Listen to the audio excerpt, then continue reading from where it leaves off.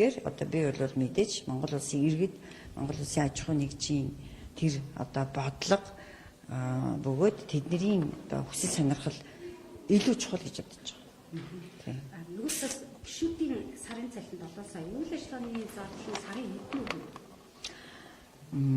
Үйл ажиллагааны зардал за нэг 20 орчим сая байх шиг байна. Тэгээ энэ дээр бол тойрогтой ажиллах мөнгө гэж байна. Одоо иргэд сонгогчтойгоо уулзах одоо томилолт дээр ч одоо жишээлбэл ялангуяа энэ тойрог томорцсон энэ үед бол тэр тойрогт зарцуулах бол дорхноод бас тийм шүү юм. За дээрэс нь бол энэ дээр бол нөгөө судалгаа шинжилгээ хийх, бодлогын судалгаануудыг захиалах, мэдээж тэр судалгаа нь бол дандаа нөгөө тэр баталгаж байгаа өргөн барьж байгаа хуультай холбоотой ийм асуудлуудад зориул гэсэн ийм бол дүн байт юм билээ. Монгол улсын иргэнийхэн хувьд бас цалин дээрээс 36% татварыг төр төлдөг. Эрчим хүчний үнийн нэмэлт, намраас дулааны үнийн нэмэлт хэрэгжиж байна. Автомашины татвар, зам бишгэлсний төлбөрүүд бас нэмэгдсэн байна. Таны цалин үүнд хүрэх үү, ойролцоогоор ямар хэмжээний зардлыг төлдөг тушаа? Энд чинь ерөөсөө бүхэл хүмүүст нөлөөлж байгаа. Бүхэл хүмүүст одоо их бага хэмжээгээр тэгэхээр бидний хамгийн санаа зовх ёстой зүйл бол Монгол улсын чинь нийт хүн амын хэдэн хувь нь ямар орлоготой амьдарч байгаа вэ? 3 хүний 1 нь ядуу хэврэл байна. Ерөөсөө асар олон жилийн туршид энэ статистик бол ерөөсөө өөрчлөгдөх байхгүй. Тэгээ энэ бол энэ засгийн газраас одоо хэрэгжүүлж байгаа бодлогын тэр шийдвэрүүд бол ерөөсөө тэр хувь хүн дээр очиж нялцахгүй байна. Ядуурлаас ерөөсөө хүмүүс гарахгүй байна. Эсвэргээрээ одоо сая хэллээ шүү дээ. Энэ олон нэмэгдэж байгаа татвар хураамжууд болвол нөгөө дундаж ангидаа маш их нөлөөлж байна. Дундаж ангиа доошоо чирэх маш ноцтой асуудал. Доодох анги нь өшөө дахиад доошоо орох. Ийм л ноцтой асуудал төрж байгаа. Тэгэхээр нөлөөлөл нь мэдээж хүн болгонд нөлөөлж байгаа. Одоо миний хувьд бол нэг ярих тийм одоо тэнийг энэ айхтар тийм хэдэн тэрбумын бизнес энэ хийдэг огт биш.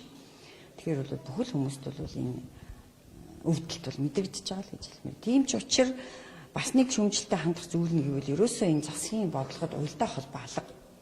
Нэг өдөр нэмэх ёстой гэдэг шийдвэр гаргаад тэгээ маргааш нь болохоор өстой уучлаарай хоошлуулъя гээл. Тэгээ эн чинь одоо нэг алсын хараа 20-50 гэдэг чинь бүгд бүтэн ном бүр байгаад байна шүү дээ. Тэр энэ одоо номоо бай гэхэд би одоо хэлээд байгаа л да. За 20-50 бай гэхэд 2-5 сарынхаа ирээдүйг зөв хараад яг тэрэндээ чиглэсэн бодлогоо зөв гаргаач. Тэгэхгүй бол ердөө нэг 2-5 сарын дотор л энэ шийдвэрүүд маш их өөрчлөгдөж байна. Тэгээ дандаа тэр нь арт түмний нуруун дээр очиж ачаа болж өөргөдөж байгаа нь харамсалтай.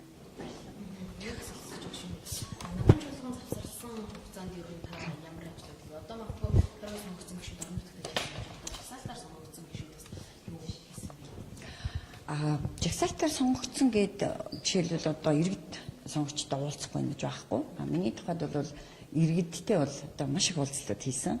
Зүгээр тэрийг бол одоо тийм хүнтэй тэгж уулзлаа гэд мэдээ болгоод гаргаад авах зорилгоор биш. Өөртөө яг үнэхээр бодит амьдрал ямар байгаа юм, ямар асуудал дээр иргэд илүү их санаа зовж байгаа гэдэг дээр бол өөрийнхөө хэмжээнд бол чамгүй уулзалтууд хийсэн. За фокус группийн ярилцлага хийсэн. Тэгээ бас захаар явж хүмүүстэй уулзсан. Тэгээд энэ бол зөвхөн миний хувьд за ийм бодит асуудал тулгарч байна. Энийг яаж шийдэх вэ гэдэг дээр одоо ажиллах зорилгоор ингэж ажилласан байна.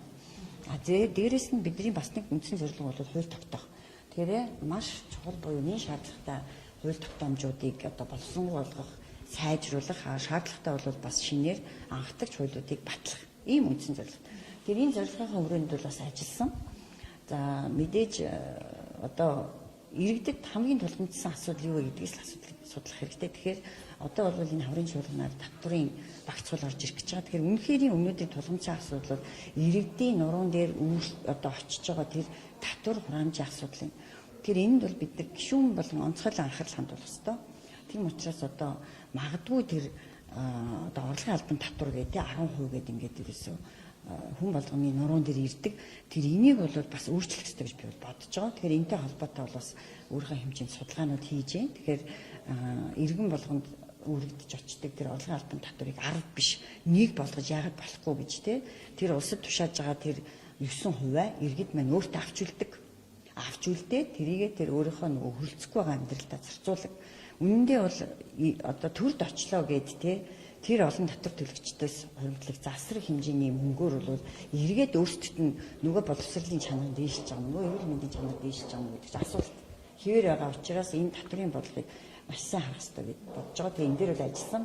Үүнээс гадна ямар одоо хуулийн төсөл дээр хувьдаа тий одоо сая судалгаа хэмжээнүүд хийж штэ. Ажиллаваа гэвэл одоо энэ нөгөө улс төр дэх мөнгөний нөлөө багасгах хэрэгтэй. За дээрэс нь нөгөө сонгуулийн бус үеэр сонгогчдын саналыг худалдаж авдаг. Энийг бид нар засахгүйгээр энэ чинь ерөөсөө суур асуудал. Тэгэхээр энийг засж ээж сая энэ улс төр гэдэг чинь асар том мөнгөний нөлөөллөөс ангижирна. Тэгжээж магадгүй нөгөө зөв ёс суртахуунтай мөнгөгүй хэдийч эрдэм мэдлэг боловсралтай хүмүүс нь орох боломж нээгдэнэ. Тэгэхгүй тэр хүмүүст бол үнэндээ бол өнөөдөр тэр тойрогт очоод өрсөлдөх эсвэл 4 жилийн турш тойргийг услах боломж огт байх. Нойлтой тэмцэнэ. Тэр энэ бүгдийг хааж үйт сая бүх хүнд тэгш боломж нээгдэнэ. Тэр энэ худалдаа авах ажиллагаа сонгуулийн бус үеэр нөгөө мөнгө төгрөг тий бэлэн мөнгө хэвийн бов тараадаг энэ бүх зүйлийг хориглох ёстой гэдэг энэ одоо хуулийн төсөлтөөр бол би ажиллаж байгаа. Сая бол энэ чуулганы засалгаанаар гадна дотны туршлагч усыг судлаа, хууль тогтоомжуудыг уншиж судалж байна, холбогдох судалгаануудыг бас хийлгүүлж байна. Тэгээд энэ дээр бол нэлээд их бас ач холбогдолтой ажиллаж байгаа.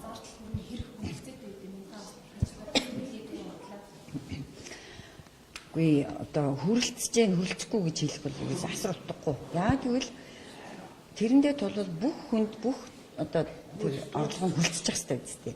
Гэвтэл иргэдэн бүсээ чангалаад тэг ингээд үнэхээр юм бүр одоо хоол ундных нь мөнгө хүртэл хүнд байдалд орцсон байгаа нөхцөл улсын хурлын гишүүд бол тэг энэ бол хүрэлцэхгүй ингээд яриа огт байж болохгүй.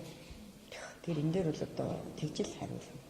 Одоо нөгөө гишүүд хоёр гишүүний бол бүр эргийн хугацаа ингээд бүр их асуудал бол батна харж болгох хөндөгднө гэдэг бол чуулган тусгаан хэрэглээ. Энэ дээр таач ямар байна? Юу энэ хоёр гишүүн ер нь гэрүүлэн татах хэрэг зүй орч байгаа.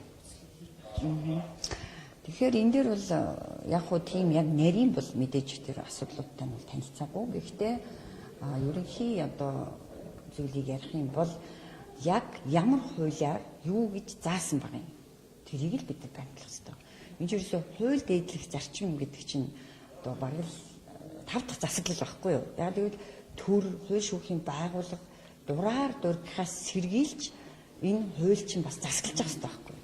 Гэтэл одоо сүүлийн үед бол хууль биш, хуульдаа засагладаг нэг ийм нөхцөл бол бүрдээд удаж байна. Тэгэхээр миний байр суурь бол үргэлж хуулиар барих хэрэгтэй, зарчмаар барих хэрэгтэй. Атал харамсалтай нь өдөө 35 жил болж байхад магадгүй бас хуулиар зохицуулаагүй одоо урьдчилж бүх асуудлыг 100% хараагүй тохиолдлууд бол бас үнэхээр гарч байна. Тэгэхээр энэ